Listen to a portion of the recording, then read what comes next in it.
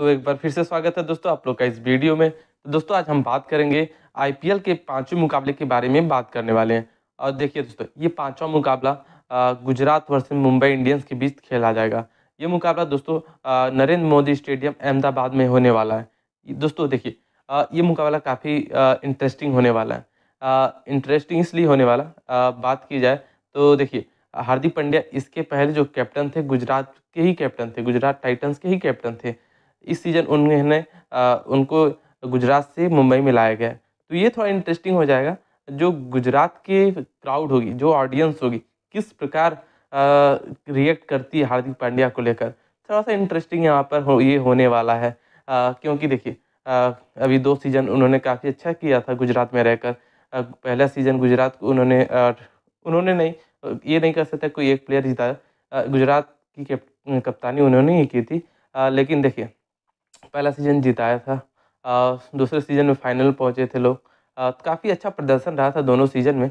उस समय हार्दिक पांड्या ही कप्तानी कर रहे थे। और इस सीज़न में ये मुंबई इंडियंस में आ चुके हैं और ये पहला मुकाबला मुंबई इंडियंस का गुजरात टाइटंस के सामने होने वाला है, जो कि अब गुजरात के कप्तान हो चुके हैं शुभमन गिल। तो थोड़ा-सा इंटरेस्टिंग ये हो जाएगा किस प्रकार गुजरात की ऑडियंस रिएक्ट करने वाली है हार्दिक पांड्या को लेकर। थोड़ा-सा इंटरेस्टिंग होने वाला है। तो देखेंगे दोस्त, वो तो बात की बात है। चलिए अब बात कर लेते हैं हम लोग अपनी फैंटेसी टीम बनाने के लिए आगे बढ़ते हैं। चलिए पहले दोस्त बात कर लेते हैं हम लोग पिच रिपोर्ट देख लेते हैं, अहमदाबाद का पिच देख लेते हैं। चलिए आइए।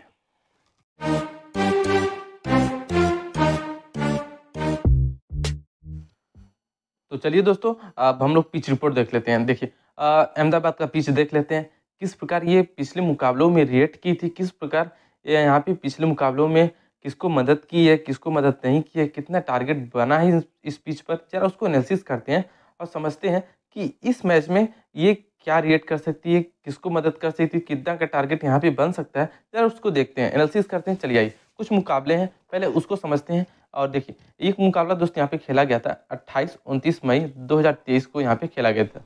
ये दोस्त 28 और 29 कहने का मतलब ये है, ये मुकाबला दरअसल ये 28 को ही डिसाइड था। ये पिछला मैच का पिछले सीज़न का ये फाइनल मुकाबला इसी पिच पर खेला गया था, ये वही मैच है। और देखिए इस मुकाबले में 28-29 मई इस वजह से लिखा है क्योंकि ये मुकाबला 28 तारीख को तो डिसाइडेड था कि होगा, लेकिन रात में क्या हुआ कि बारिश हो गया। बारिश होने के बाद हुआ क्या, ये मुकाबला चला गया अगले दिन तक, 12 बजे के बाद अगले दिन चला गया। तो ये इस वजह से 29 तारीख भी इसमें इंक्लूडेड है।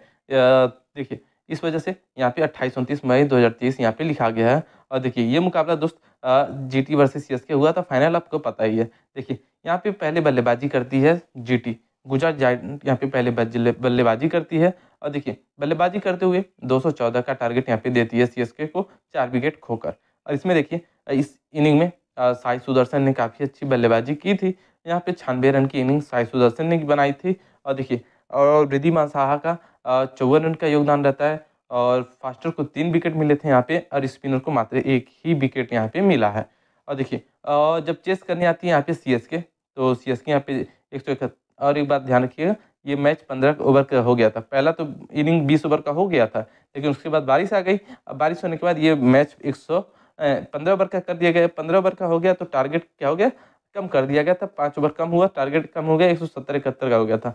तो यहाँ से जब सीएसके चेस करने आती है तो 171 बना ले जाती है 5 विकेट खोकर, और ये मुकाबला जीत जाती है सीएसके 15 ओवर में।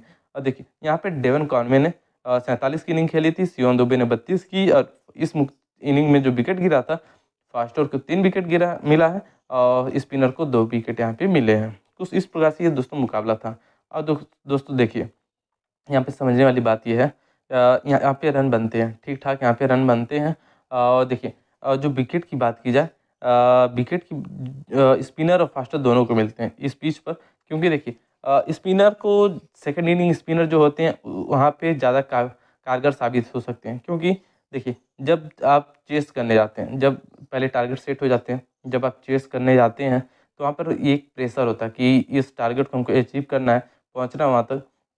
उस प्रेशर में क्या होता है, बल्लेबाज गलत शॉट खेल देते हैं, वहाँ पे चांसेस बढ़ जाते हैं कि स्पिनर यहाँ पे विकेट ले जाएंगे। जो सेकंड इनिंग में स्पिनर रहेंगे ना, वो अहम रोल अदा कर सकते हैं इस पिच पर। थोड़ी सी बाउंड्री बड़ी भी है तो यहाँ पे स्पिनर अच्छा और कर सकते हैं, जैसा कि आप जानते हैं राशिद खान यहाँ पे हैं ही गुजरात की तरफ, तो अच्छा वो प्रदर्शन कर सकते हैं। जैसा कि आपने पहले मुकाबलों में भी देखा है, पहले सीज़न्स में भी देखा है, यहाँ पे राशिद खान काफ़ी अच्छा गेंदबाजी करते हैं।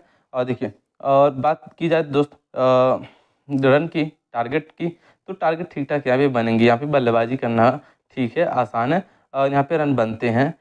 देखिए, कुछ एक मुकाबला और है, ज़रा उसको समझ लेते हैं। देखिए, एक मुकाबला दोस्त 26 मई 2023 को यहाँ पे खेला गया था और ये गुजरात वर्सेस मुंबई ही हुआ था। गुजरात वर्सेस मुंबई यही मुकाबला हुआ था और ये क्वालीफायर 2 था 2023 का सीज़न का। ये देखिए, इस मैच में दोस्त क्या हुआ था, जब गुजरात पहले यहाँ पे बल्लेबाज़ी करती है और 233 का टारगेट देती है मुंबई को। 233 बनाती है, 3 विकेट खोकर गुजरात। इस मैच में दोस्त शुभमन गिल ने 129 रन की इनिंग खेली थी। यहाँ पे ये बात का ध्यान रखिएगा कि जब भी शुभमन गिल इस पिच पर खेलते हैं, जब भी शुभमन गिल इस पिच पर नरेंद्र मोदी स्टेडियम पर खेलते हैं, काफ़ी अच्छा प्रदर्शन किया है इन्होंने।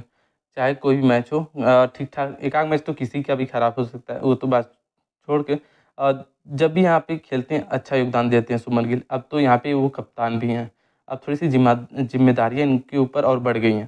तो थोड़ा-सा हमको लग रहा है और सँभल के अब खेलेंगे, क्योंकि हार्दिक पांड्या है नहीं, उनका वो थोड़ा-सा बाद में सँभाल लेते थे इनिंग को, लेकिन ये हमको लगता है अब ज़िम्मेदारी इनके ऊपर थोड़ी-सी बढ़ गई होगी और थोड़ा-सा और रुक कर इनको खेलना पड़ेगा। इस वजह से मुझे लगता है दोस्त ये अच्छा कर सकते हैं और सुमन गिल को ये पिच पसंद भी है, तो यहाँ पे ये अच्छा प्रदर्शन कर सकती है। और देखिए दोस्त, यहाँ पे साई सुदर्शन ने 43 रन की योगदान दिया था और फास्टर को 1 विकेट मिला था, स्पिनर को 1 विकेट मिला था। और देखिए, जब मुंबई यहाँ पे चेस करनी आती है सेकंड इनिंग में, तो 171 बनाती है, 10 विकेट खोकर मुंबई ये मुकाबला हार जाती है।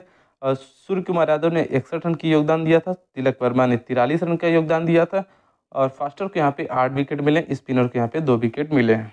तो इस प्रकार से ये मैच था दोस्त। तो देखिए, बात की जाए दोस्त टारगेट की, तो टारगेट आपको पता है कि यहाँ पे एवरेज मान के चलिए कि 180 190 बन जाते हैं। 180 170 तो इतना तो टारगेट यहाँ पे बन जाएँगे आराम से। इस बात का ध्यान रखिए। अब 180 170 करने का मतलब क्या है? टारगेट बताने का रीज़न क्या है? ज़रा उसको समझिए। देखिए, टारगेट बताने का रीज़न यही है, 170-80 कहने का मतलब ये है कि जब 170-80 तक टीम पहुँच रही है, तो कम से कम 3 बल्लेबाज तो अच्छा प्रदर्शन करेंगे ही, तभी तो 170-80 पहुँचेगी। हो सकता है किसी दिन कोई शतक मार देगा तो वो तो बात अलग है, तो 2 बल्लेबाज से काम चलाना पड़ेगा।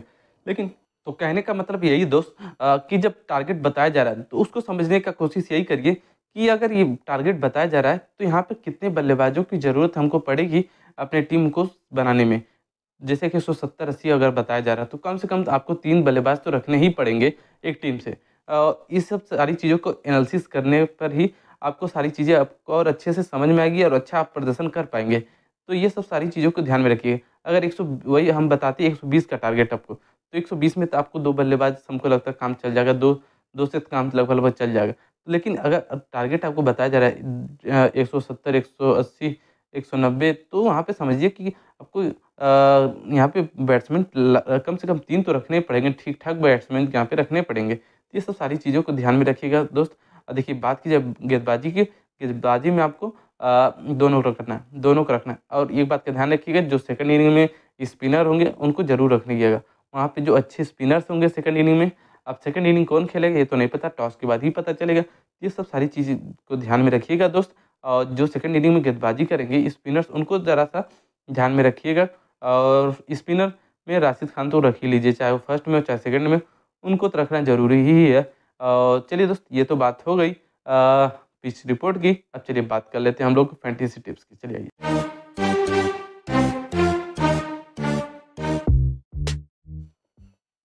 चलिए दोस्त, अब बात कर लेते हैं हम लोग प्रोबेबल 11 संभावित 11 प्लेयर दोनों टीम से कौन हो सकता है, ज़रा उसको देख लेते हैं। देखिए, पहले हम बात करते हैं मुंबई की तरफ से।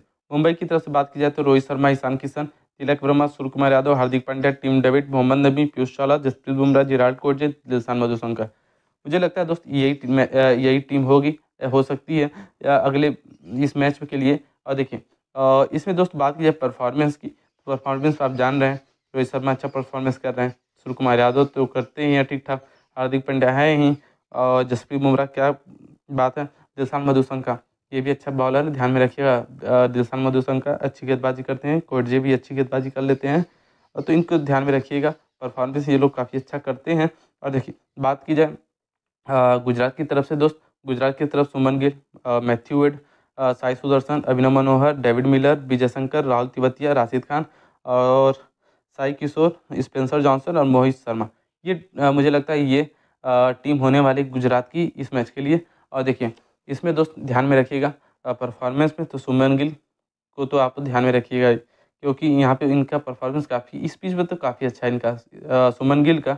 और साई सुदर्शन भी काफ़ी अच्छी बल्लेबाजी कर रहे हैं, इनको भी आप ध्यान में रखिएगा। और डेविड मिलर तो खैर कर ही रहे हैं ठीक-ठाक प्रदर्शन, राशिद खान हैं और मोहित शर्मा को भी आप ध्यान में रखिएगा, स्पेंसर जॉनसन भी। ये कुछ प्लेयर्स हैं, काफ़ी अच्छा इनका प्रदर्शन है फिलहाल। इनको आप अपनी टीम में नहीं तो अब दिमाग में तो रखिएगा।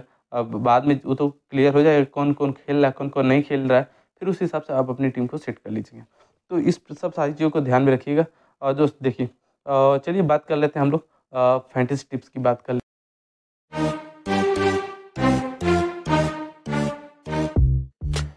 चलिए दोस्त फैंटेसी टिप्स में दोस्त आज के लिए यही है कि आपको मुंबई की तरफ से बात की जाए तो रोहित शर्मा और सूर्य कुमार यादव ये 2 प्लेयर्स पे निगाह बनाए रखिएगा कैप्टन वाइस कैप्टन के लिए।